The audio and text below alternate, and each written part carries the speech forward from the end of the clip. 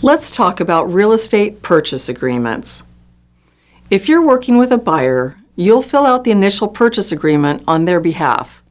You'll use standardized forms for this process that contain the necessary provisions.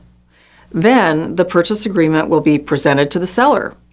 The seller can accept, decline, or they can counteroffer. Some of the most important elements in a real estate purchase agreement are found in what are known as contingencies. A contingency is a clause in a contract specifying an action or requirement that must be first met for the contract to be legally valid.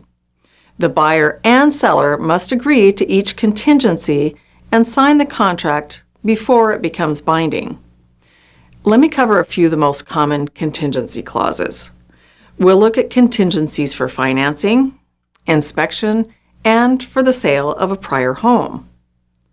A financing contingency gives the buyer the ability to terminate the purchase agreement if they're unable to secure financing for the property.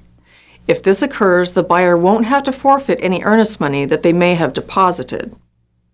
An inspection contingency stipulates that if anything negative is found during the home inspection, like a leaky roof, the buyer can either escape the contract or negotiate the cost of repairs with the seller.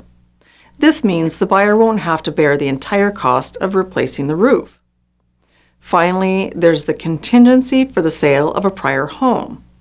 This protects the buyer who needs the cash proceeds from the sale of their existing home to purchase a new home. With this clause, if the buyer needs to sell their current home first and they can't find a buyer by a specified deadline, they can escape the contract. If there are other contingencies, they'll need to be explained to the buyers and sellers, along with the rest of the purchase agreement. This ensures that they clearly understand the requirements and terms of the contract.